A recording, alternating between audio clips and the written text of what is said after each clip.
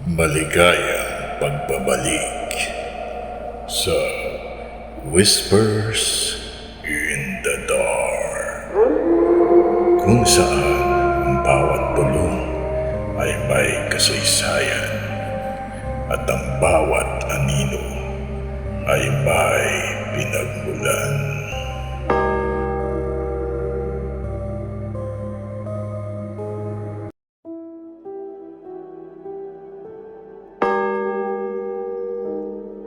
Bago pa man sumikat ang araw tuwing undas, may iisang tao nang gisingin sa loob ng lumang sementeryo ng San Felipe.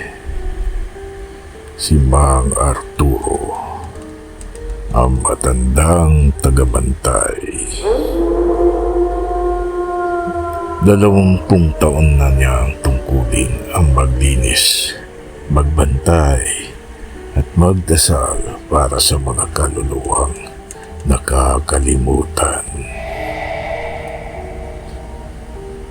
Tahimik lang si Mang Arturo. Hindi siya madaldal, hindi rin palabati. Sabi ng mga residente, kapag matagal ka nang nakatira sa tabi ng libingan, pati kaluluwa mo raw ay nasasanay na sa katahimikan ng mga patay. Pero may isang bahagi ng sementeryo na hindi niya nililinis. Ang lugar kung saan naroon ang Dicho 46. Tuwing umaga, nilalampasan lang niya ito. Luma, basag-basag ang simento at ang pangalan sa lapida halos burado na. Walang dumadalaw, walang nag-aalay.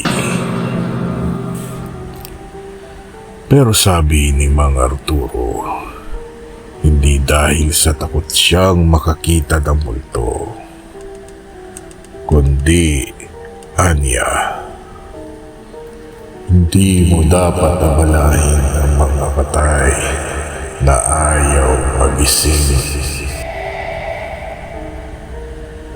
Isang gabi ng undas, biglang pumutok ang transformer sa poste.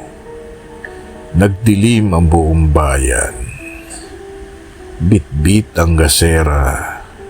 Nagronda si Mang Arturo. Sinisilip ang bawat nicho. Sinisiguro na walang pumasok na lasing o magnanakaw ng kandila. Hanggang sa napadpad siya sa Nicho 46. Bukas ang takip ng nicho. May amoy na parang bulok na lupa. Malamig ang simoy na galing sa loob.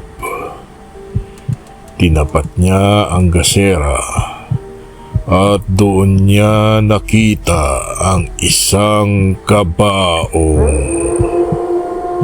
Bagong pintura, bagong lagay, at sa gilid may nakasulat,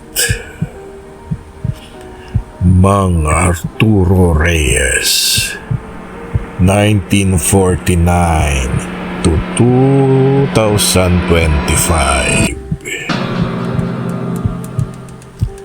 Napatakbo siya palabas ng sementeryo.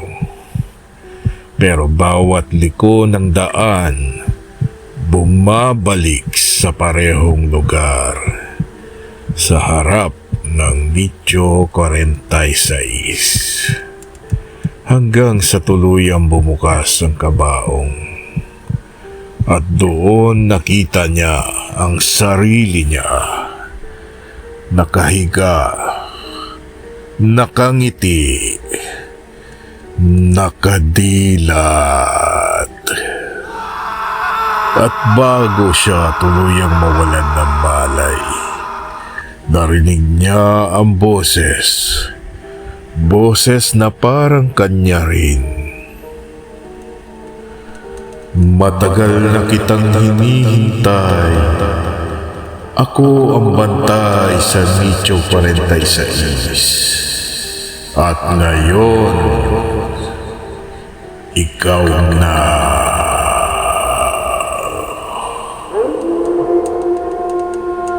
Kinabukasan, isang batang nagtitinda ng kandila ang nakakita ng bagong lapida sa Nicho 46.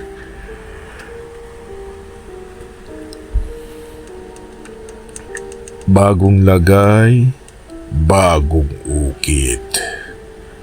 At nakasulat doon, Mang Arturo Reyes, bantay ng sementeryo. Wala nang nakakita sa kanya mula noon. Pero tuwing undas, may isang gaserang nakasindi sa harap ng Nicho 46. At may aninong nagpabantay kahit wala ng tao. Ako nga pala si Mang Arturo, ang bantay sa Nicho 46.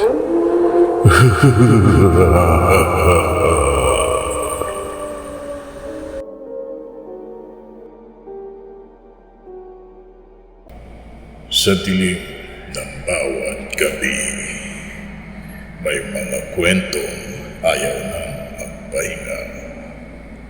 Ito ang mga bulong na hindi mo dapat pakinggan. Ngunit pinakinggan mo pa rin.